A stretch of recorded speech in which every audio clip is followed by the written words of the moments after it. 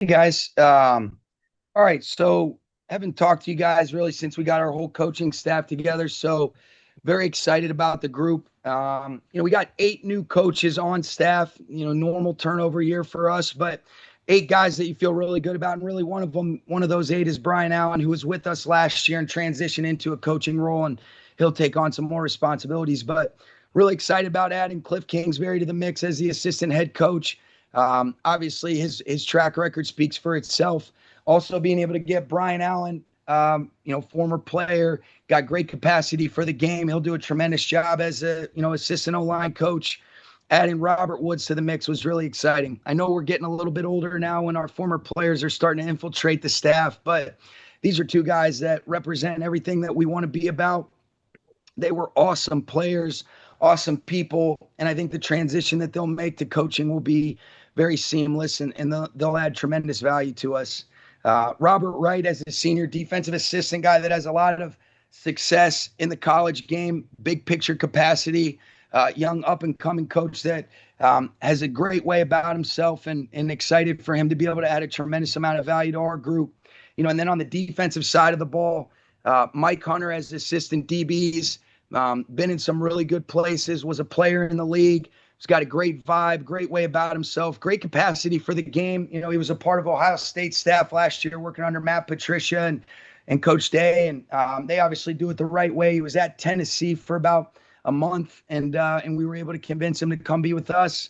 And then Brian Johnson, who's a guy that I've gotten familiar with over the last handful of years, successful coordinator, quarterback coach, was a really good player. But again, great humility, great capacity, great character. And then being able to add Bubba Ventrone and Kyle Hoke. We talked about those guys.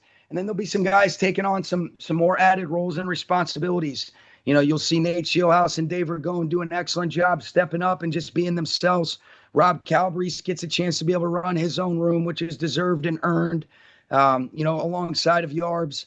And then being able to have Jimmy Lake transition into our pass game coordinator and DBs coach, guy that's been a head coach, been a coordinator, been able to spend the last couple of years, 2 out of the last 3 years with him, where he and I have worked really closely, in his capacity for the game and big picture perspective. I think it's going to provide tremendous value to Chris and our defensive staff. He's very clear. He's got a great way about communicating, but I'm excited about this group. I'm excited about the guys coming back. Obviously, really happy for Mike. But was glad that it was really just he was the only guy that we were losing from the offensive staff, and able to keep a lot of continuity. So that being said, I'll open it up for questions. We'll start with you, Maria. Good morning, Sean. How are you? I'm good. Thank you, Maria. Good. It's talking about your former players that are now your coaches. I know Brian Allen last year stepped into a huge role just helping out. What did you see in him last year that made you want to bring him on full time? Just his feel on the grass. I think most importantly, this guy's passionate about the game. Being with what we put on the center position, he always looked at it as a coach, extremely conscientious, had a great way of being able to bring people with him. And he studied the game like a coach when he was playing. And then once he got into it, did a great job with some of the roles and responsibilities we gave him last year. Where I felt him the most was on the grass. I mean, the passion he has for working with some of the younger offensive linemen, or even his ability to see things in real time, whether that be in practice or games. Love the rapport that he had working alongside Ryan Wendell. And there's obviously a familiarity that he and Zach Cromer have with one another, because when Brian was playing, Zach's been here from the beginning. So a lot of things that made me excited. And then, as it relates to Robert, Maria, Robert was a guy that, he and I had talked, we've stayed in touch. He had expressed some interest in potentially getting into coaching, as he was, getting towards the latter parts of his career. And when he called and said he was ready to make that transition, talked to him about what the role would include, and ask him if he felt good about it. And I think he'll be tremendous, and he'll be around great guys. I mean, Eric Yarber is as good as it gets to be able to train guys with his energy, his experience. Rob Calabrese, and then there'll be some other guys with Nate and Dave. So I think it's a great staff, and Robert will provide tremendous value to those receivers, but also just what he was as a player. Both Brian and Robert represented competitive, tough mentally and physically, all the things that we want to be about. These guys were great examples of Rams, and that's why I think it'll translate because they know what we're about culturally, and they have the same beliefs as us. And then what went into the decision to not have Aubrey Pleasant back? Yeah, we had been together for 7 of 9 years. We had a bunch of conversations. At the end of the day, Maria, he made tremendous contributions to us, but just felt like it was going to be in the best interest of both parties to be able to move on. And not an easy decision, but one that I do think is going to be best for us. And sometimes those are the tasks that we are charged with. Sean. Sarah? Sean, you've always talked about how your offensive staff specifically is very collaborative. This is a structure, it appears, that you haven't had in your past years as a head coach. Curious what went into the decision with how you structured this offensive staff? Yeah, the main thing is that we had multiple guys in-house that I thought were more than willing and more than capable candidates to be offensive coordinators. Nate has done a tremendous job in a short amount of time, as has Dave, and really I could go on and on about the rest of the group. What we wanted to be able to do was give respect and reverence to both of those guys and the important role and responsibility that they'll take on. In a lot of instances, some of the things that was asked of Mike. What I also wanted to do was give Nate a chance to be able to elevate, have Rob slide into basically what Nate's old role was to be able to keep Rob. And then also thought it was really important to make sure that Dave has a heavier hand, me, Nate, and Dave in regards to, with the rest of the offensive staff, putting together the whole game plan, but I still wanted him to be working closely with Matthew. I think that's so important to be able to have continuity in that quarterback room. Matthew and Dave have a really special relationship. So at the end of the day, it was my way of trying to be able to make sure that the guys that deserve the recognition were getting that recognition while also taking on added roles and responsibilities. And that's reflective of a handful of guys, but you get a Kliff Kingsbury in the mix. But it was really, Dave and Nate both were deserving of that recognition. Wanted to keep continuity in the quarterback room, wanted to be able to elevate Nate because of some of the things that'll be asked of him. And that also offered an opportunity to be able to keep Rob Calabrese in the building, working alongside Eric Yarber. And so it was kind of the best of all worlds, being able to keep that continuity and then give the respect to the guys that I think have earned it and deserve it in terms of, some of that title recognition. And then just clarity, you'll continue to call plays next year? No, I'm going to call defense next year. No, I'm kidding. Yes, I'll call plays next year.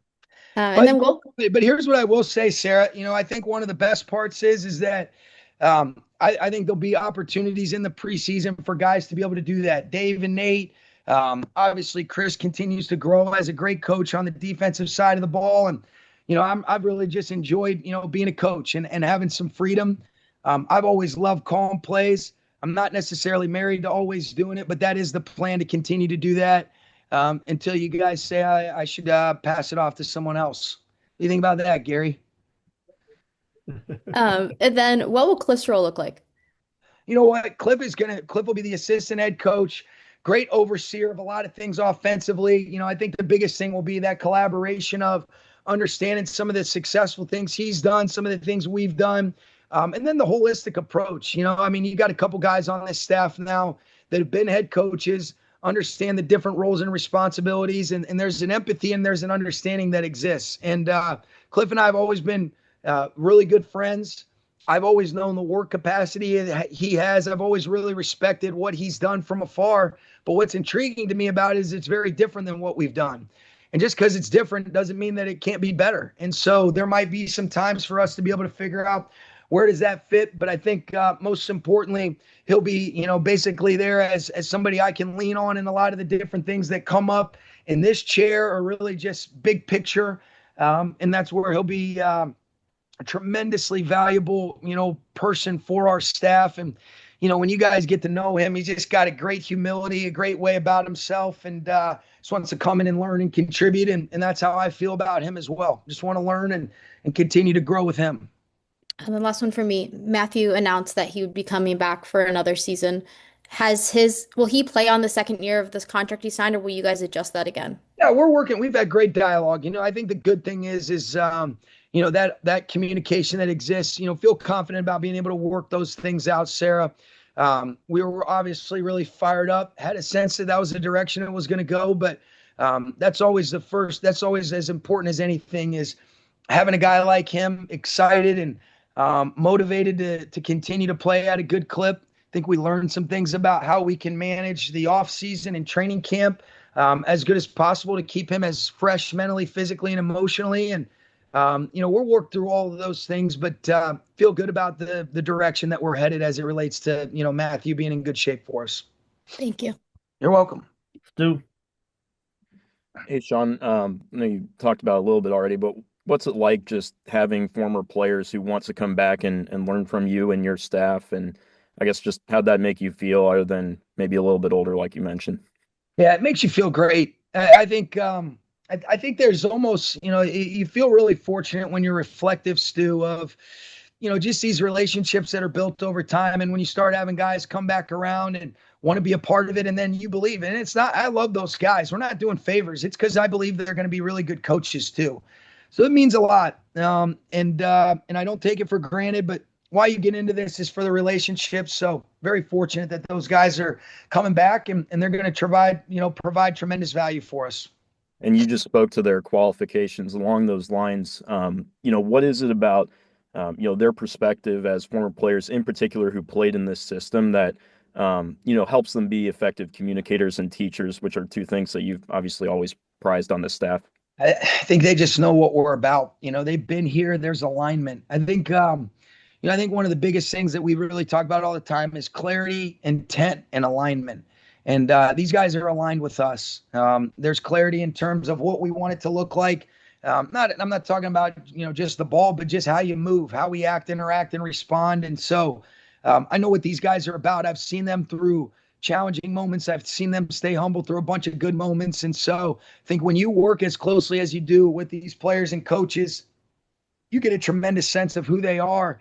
And I feel real confident. I know who these guys are. And that's why I feel confident in the projection of them being great coaches, because there's a lot of the things that made them great players I do believe will translate to them being great coaches. Appreciate it. Thank you. Yeah, you got it. Adam? Hey, Sean, similar to Sarah's question, Davante's entering the last year of his deal. Have there been any talks with him about maybe some kind of restructure or extension? Haven't talked about anything like that. Feel good about, where we're at there. I think the main focus and concentration for us has been on free agency. Guys that are truly free agents for us. What are the upcoming plans? Because, next Monday will be here before we know it. So making sure that you get all your contingency plans in place, in addition to the draft and different ways to onboard people, but expect him to be ready to roll, expect him to even be better in year two. And that's kind of where we're at with that. And with Kliff, when you have someone who comes in with such a different offensive background, what is the process like during the off season of talking ball with them and trying to figure out like what parts of their concepts can be incorporated into your offense?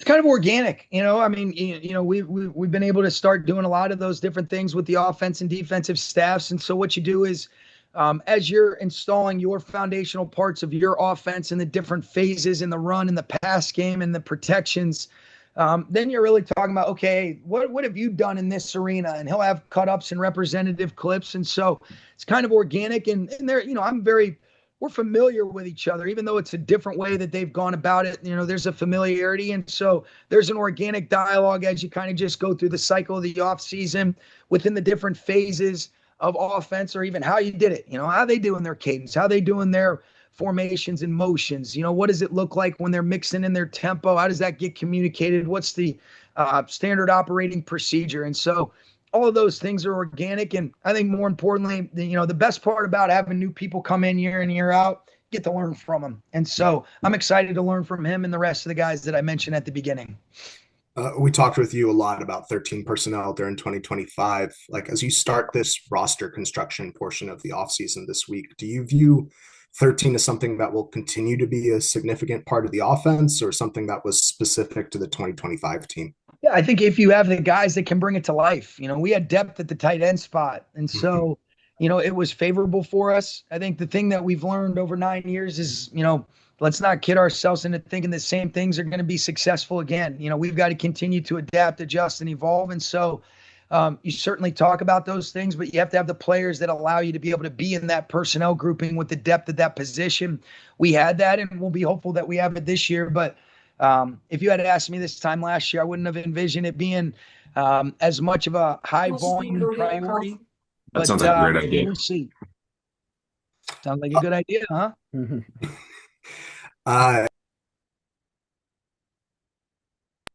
Last time we talked with you, you said you were going to give Tyler some time to think about his future. Has he made a decision on if he's going to play again in 2026? Yeah, I think giving him his time, being able to let him decide. But obviously, if that's something that he wants to do, then we would be very interested in continuing that relationship with him. Thank you, Sean. You're welcome. Hey, Sean. Hey, Gary. How's it going? Hey, Gary.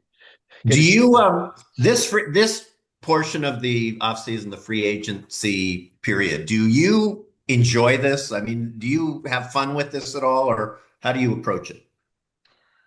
Yeah, that's a good question. I think I don't know that I'd say fun, because it represents, losing some guys that you've developed relationships. That's not fun. It is fun getting the chance to maybe make some, new relationships, but it's interesting because there's a lot of layers. There's a lot of unpredictability in terms of, how we're allocating, the budget that we have and figuring out the best way to be able to competitively put together the roster. So it's a necessary part of the cycle of the season or cycle of the year, if you will. I don't love seeing players that you love, leave and go elsewhere, even though I'm happy for them. But I am excited about, possible new guys coming in. So I don't know that I look at it as fun or not fun. I think it's just a necessary and a very important part of the natural progression of the year. You spoke about Stafford. Jimmy Garoppolo is a pending free agent. And there's been at least one report out there that Mike would like to have him in Arizona. Where are you guys with Jimmy, and do you want him back, and how do you see that playing out? Absolutely. I love Jimmy. I would absolutely want him back. I did see those reports too, Gary, on Mike trying to steal our guy, but no, Jimmy's a really good player, and so we would love him back. I'm sure he'll have multiple opportunities, and and then we'll just kind of see where we're at. But he's been tremendous for the last couple of years. We've loved everything he's about. You guys know how I feel about him when we've spoken about him, and we would love him back. But I'm also not naive to the fact that he'll probably have a lot of opportunities, and if those are things that he wants to pursue that give him a chance to play, I would understand that. Several cornerbacks, pending free agents, Kobe Durant, Roger McCreary, and Darius Williams, I think, in the final year of his deal. What's happening with the secondary? Yeah, we're working through that. There's a lot of layers to that. You mentioned, especially at the corner spot, Cam Curl's a big free agent for us that we love him. So when you really look at it, those are things that, are going to be important for us to be able to address, whether that's re-signing our own or being able to find the different avenues. And there's a couple different ones, whether you're talking about draft, trade, or free agency. And so being able to kind of, based on when those things occur and being able to kind of prioritize and then be able to attack has been, a good challenge for us to figure out how to put together the most competitive roster. But that's a spot that has deserved a lot of attention because of the contract situations and the different ways that we might lose guys, bring them back, or, on board through the other avenues that I mentioned. And then finally, it seemed like last year you had a very focused, going into free agency, a very focused approach with Davante in terms of identifying a player and really pursuing him. Not expecting you to reveal all your strategy here, but are you in a similar situation this year with certain players, or are you kind of more of a see how it plays out and who's available kind of thing? Yeah, Davante was a little bit different because he truly was available to speak with him. Whereas, free agency, unless they're our own free agents, we can't talk to these guys. And so there was the ability to be able to develop a little bit of a rapport and a relationship that you guys asked me about, because he was actually released from the Raiders. So that was different. We certainly have a lot of conversations that go on. I mean, you got to have plans and contingency plans. And so we have those types of things. But I wouldn't want to get into any of the specifics on who those guys are. That doesn't benefit us. I know that, doesn't help you either, but, we'll see how things unfold, but we do have a lot of dialogue, behind the scenes that's gone on as it relates to free agency, getting into the draft, and possible trade avenues or guys that we project as cap casualties. Thanks very much. You're welcome. Wyatt. Hey, Sean. Hey. How has the investment in, so-called premium positions like wide receiver and edge rusher in recent years affected how you guys invest in the cornerback position? And is the value of those so-called premium positions something that you guys factor into those decisions? Yeah, that's a good question. I think we have our philosophies, in a lot of instances, because this is a comp-related league in terms of how contracts get structured. I mean, you look at these upper echelon receivers like what Jamar Chase and Jefferson have gotten, but then these corners are not far behind with what they've gotten. When you look at Sauce and Stingley and, the JC Horns and some of those different things. But, there is an element of understanding, all right, how do we want to be able to allocate? But the people dictate it. There's certain players that are always the outliers. They say, yeah, these are maybe our core beliefs, but this guy's just a little different. That's how Aaron Donald was. And then he changed the trajectory of where that position was going. So it's a year-to-year thing. I think we first want to be inside out, but then you have to make sure that you're understanding the landscape of the league, where it's going, and then what are the possible things in terms of the projections and the comps as it relates to those positions in the upper echelons of the market. Got to take into consideration the cap growth being over 300 million now. And so all those things factor in, but I don't necessarily think the landscape of the league affects how we approach it, even though it kind of does, just based on how it affects us. I don't know if that answers your question at all, but hopefully it does. No, that was great. Thank you. Would you have told me if it didn't? Just a kid. Hey, Sean, thanks again for doing this. I wanted to get your explanation of the proposal that your team has for the competition committee based on, I believe, the Zach Charbonnet thing and what you hope to accomplish with that. It's a very rare play. I mean, I've never been a part of a play like that, but it was official. It was accurately officiated. Basically, what our proposal was trying to be able to do was get a tipped ball, like when it's a backwards pass that's actually tipped by the defense that goes past the line of scrimmage to kind of fall under the same parameters of a fumble at the end of the half under 2 minutes, at the end of the game under 2 minutes, on fourth downs or on PAT attempts or 2-point attempts. It was basically trying to, write it in a way that allowed it to fall under the same parameters of not being able to advance a fumble, favorably, like the holy roller play that the Steelers had years ago. That was basically the gist of it. Because I think everybody would agree. And here's the thing, I'm not going to make it, it's not a huge deal. It doesn't come up often, but it did affect us in that game. Now, did it affect us winning and losing? I'll never make an excuse like that. But it was a play that I think most people would agree, when you tip basically a perimeter screen pass and it goes forward past the line of scrimmage, that shouldn't be necessarily rewarded for a team falling on it. But if it doesn't go through, I'm not losing any sleep over it. It was just because it was an impactful play in the season. And I think my feeling is, even if I was on the other side, those are things that I think we would probably agree should fall under the same bucket as that. But you have to write it in a way that makes it a little bit more complicated. But long story short, we were trying to get that play to be, falling under the same parameters of not being able to advance a fumble in those types of situations, even though it wasn't considered a fumble because it was a backwards pass. Okay. And then it looks like the tush push is still going to be around. There's no proposal to address that at the owners' meetings. Are you okay with that? Yeah, I'm not. Yeah, I've communicated that the optics of it. There's things in football. There's some optics that you're saying, well, it doesn't feel like football, but it's like, well, hey, get over it. It's not a big deal. If we did it at a high clip like Philly, we would be using it too. So, again, we got to figure out how to stop it, and if it becomes a part of our offense, then we'll figure out how to execute it. But that doesn't move. I'm not losing any sleep or thinking much about that one. And then last one for me, Wyatt kind of talked about it, premium positions versus premium picks and where you get those players and how you can bring them on to your roster. You have 2 first-round picks, but obviously you guys can use those in a number of different ways to get the players that you need to improve your roster. How do you look at that in terms of where you're at right now in the evaluating process? Acquiring good players, you never want to reach for a need. Like even if you say, oh, this is for sure where they're going to go at 13. Well, there better be a player we like at that position. You're not just going to take somebody off because you would say that's a spot that we're a little bit more thin at. That's never served us well. We don't believe in that. So, I think we were looking at the most, we want to bring on guys that we all have a lot of like and love for.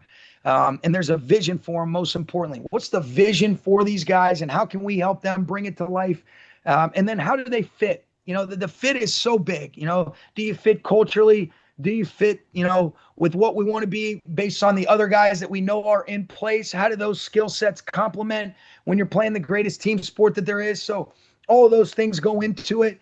I do think one of our advantages is that going into year 10 with less, there's continuity and there's an ability to reflect on 9 other years of good examples and then not being afraid to learn from the ones that we would do differently.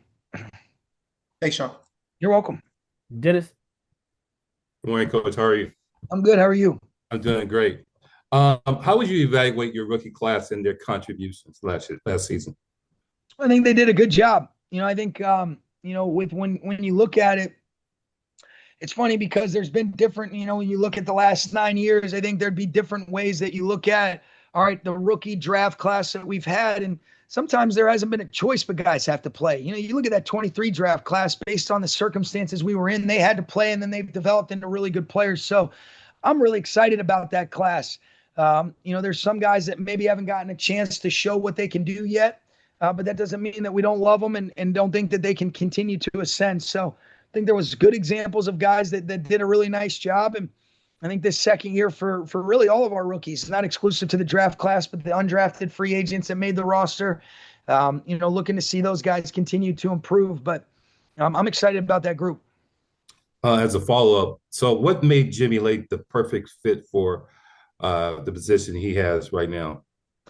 Jimmy has been, a great DB coach for a long time and really as a defensive coordinator, head coach. I knew Jimmy just through the different coaching circles from his relationship with Raheem going all the way back to Tampa. I had heard about him. But then I remember when you're watching Boise State or you're watching Washington film, when he's running their defenses and you see the way that those guys play, tells you a lot about Jimmy Lake. And then you get a chance to be able to partner up with him after he leaves Washington.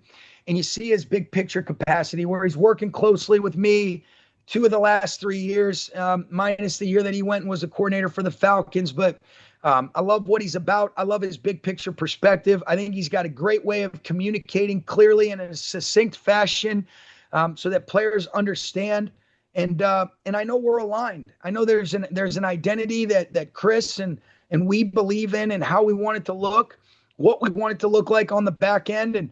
And Jimmy's going to do a tremendous job of being able to lead the way, working alongside Chris Beek and Mike Hunter. And I feel like you asked what makes him feel like the perfect fit. And I do think he's the perfect fit for that, because of how closely I've worked with him over the last couple of years and how much I trust him. Thank you, Coach. You're welcome. We're right with Nate, then Vinny.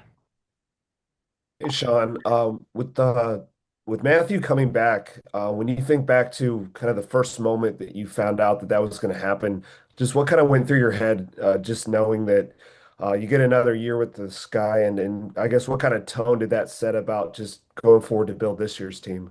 It's great. I think the cool thing, Nate, is when you're as connected with him as I am, I think you have a good feel. You never know, and you want to be able to let these guys make their own decisions that are best for them and their family. and then for our team. But I could tell how much fun and how present he was. And I think he was feeling good. He's obviously playing at an incredible clip. And so I was damn excited about it. And I do think everything starts with that position. And then you're able to figure out what it looks like. And so you don't take for granted how lucky you are to have a guy like him running the show. And that's why we want to do as good a job as we can of taking advantage of these opportunities and really just, with this group as a collective. And I can tell you guys that, it's been a while. That was a long season, but I was excited about getting back to work right away. The only thing that took the sting of the NFC Championship away was starting to work towards this year, starting to work towards, finishing our staff, starting to work towards figuring out how do we improve in all three areas. How do we take the next steps and how do we do it one day at a time? Because it's going to be a great process, but I was sure fired up about that, Nate. I think you guys could all see that. And when it comes to, from your perspective, just looking at any quarterback in the draft, whether it's this year, past years, future years, how do you go about evaluating that position relative to kind of where those guys are at coming out of college? What are you looking for that you want to see or hear in meetings that would stand out to you? Yeah, I think, golly, there's so many things, but I think you want to see, are they the type of person that elevates spaces that they're in and people they're around? What does it look like when they're in their most challenging moments? And then the crunch time production. You're obviously watching their body of work. And the thing is some guys are easier to evaluate than others because there's a projection of some of the things they're being asked to do. You don't want to punish guys, but that has been a little bit easier evaluation where, if they're running concepts or reading things out or how the quarterback position's being coached, that sometimes can be an easier translation. But, what does it look like for them to be able to execute all phases of their offense? What do they look like in crunch time production? 2-minute, third down, red zone, fourth downs, all those things. So, that position is so vital. And so the amount of work that you're doing is, there's a lot of depth that goes into it and there's a lot of layers to it. Thank you. You're welcome. Vinny. Hey, Sean. When it comes to players like Robert and Brian approaching you about the possibility of becoming a coach, not only you as their former coach, but also as a friend of theirs, how compelled are you to kind of give them all sides of the story because of the time commitment and the sacrifice you have to make to do it at the level that you do it at, and painting that picture, that full picture? Yeah, and I think that's an important part of it, Vinny, because number one, I think the trust you have in those guys, but you do want to be able to give them a clean illustration of what it looks like. And I think we're trying to get away from the narrative of you have to be here, all hours of the day. No, I want guys that are fresh, they're able to work. And, I might have crazy hours, but I'm getting my rest, So I've gotten much better about that. That's why it's good to have you back. You'll realize I'm not as much of a basket case as I was early on. But no, you do. And then some of the things that they haven't done, like I think it's important they don't skip steps on the soft skills. How to use a computer, doing the breakdowns, drawing some of the Visio things that Sarah's done a cool project on, or cool story on. So you give them an honest assessment, but then you make sure they're surrounded by people that can help them grow and accelerate that progression and really accelerate that experience. So it's very important. And I do think that there's certain guys, they say they want to coach, but do they really want to do everything? These are two guys that I believe they're the types of people they follow through with it. And if they get into it and it's not for them, I know that they're going to give us everything that they got, but I got a funny feeling they're going to be really good and most importantly, really impactful on the people that they come across. And that's really what coaching's about. And then lastly, you guys have been in win now mode for as long as I can remember, but you also do a really good job of preparing for the future, kind of on the fly. And there's going to come a time where Matthew Stafford, calls it a career, and you guys have to be prepared for that. At what point, and I'm sure it's now, but do you start thinking about that procession plan and maybe having somebody in place that you can eventually hand the reins to? Yeah, I think you think about those things, you talk, number one with Matthew on what he's feeling and what you project as, how much longer is he going to be able to do it? How much longer really not is he going to be able to, but how much longer does he want to do it? So you're always thinking about those things, but also not losing sight of taking advantage of how precious it is to be able to have somebody of his caliber. And I know I'm not naive to how rare that is. And so all those things weigh into it, Vinny. But God forbid, I think he said it a lot. I think, with the time Matthew missed last year, and it was such a cool reflection of his humility and just what a great, aware person Matthew is. It was tremendously valuable to have Jimmy taking those reps where now our defense that he's going against and the other 10 around him are still able to progress and be able to advance in a way that is reflective of how we want to operate. So you better have somebody you feel really good about that can, whether it's if Matthew is not able to go, can they play? And then looking towards the future, but how we want to be able to approach it. That position is so vital for us to be able to allow Matthew to be at his best. And that's why Jimmy was so important for us the last 2 years. Thank you. You're welcome. Coach, we appreciate you. Thank you, guys.